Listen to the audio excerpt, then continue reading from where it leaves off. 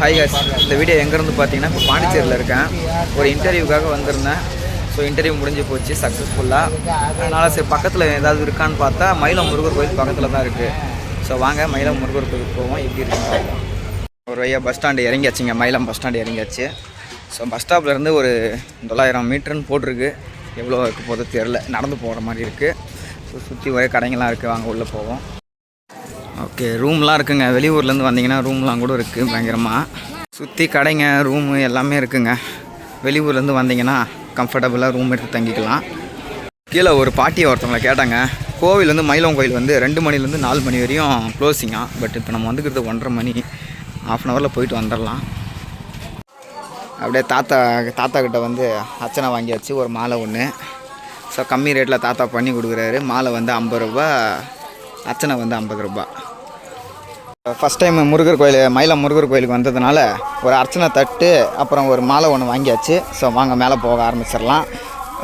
ஞாயிற்றுக்கிழமை, வெள்ளிக்கிழமை, செவ்வாய்க்கிழமை 3 நாள் வந்து 24 ஹவர்ஸ் ஓப்பன்லேயே இருக்குமா. அவ்வளோதான். இப்போ வந்து படிக்கட்டு ஏற ஆரம்பிச்சாச்சு. கொஞ்சம் கிட்ட தாங்க படிக்கட்டுலாம். அப்படியே பாதி தூரம் கடந்து வந்து ஏறி வந்தாச்சு.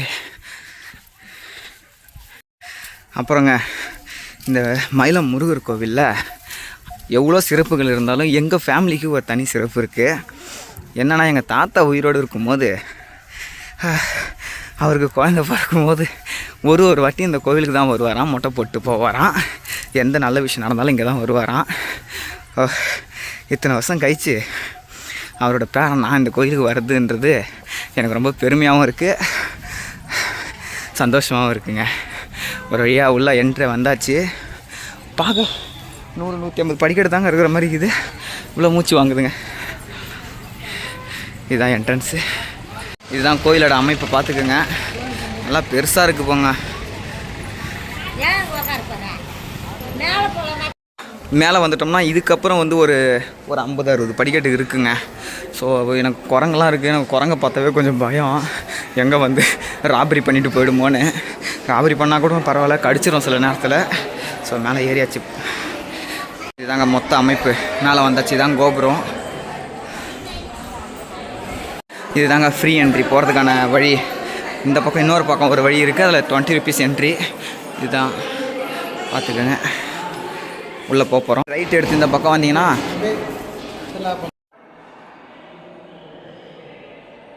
இதுதான் ஸ்ரீமத் சித்தர்.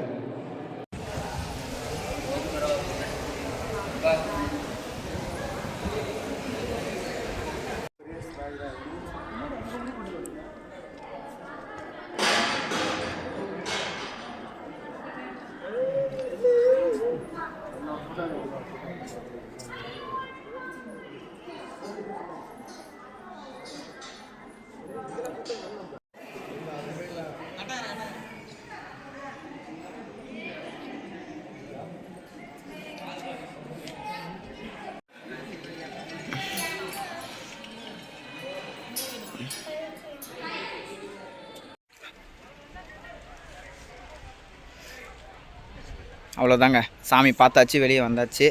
இப்போ வந்து கீழே இறங்கி போகிறோம். அவ்வளோதான், முடிஞ்சிச்சு. மனசுக்கு வந்து ஒரு நிம்மதியாக இருக்குங்க. எவ்வளோ தான் நம்ம போனாலும், எங்கெங்கேயோ போனாலும் ஒரு முருகர் கோயிலுக்கு போனால் மட்டும் ஒரு மனசுக்கு வர நிம்மதி இருக்குது பாருங்க, வேறு எங்கேயுமே வராது. மயிலம் முருகர் கோயில் நீங்கள்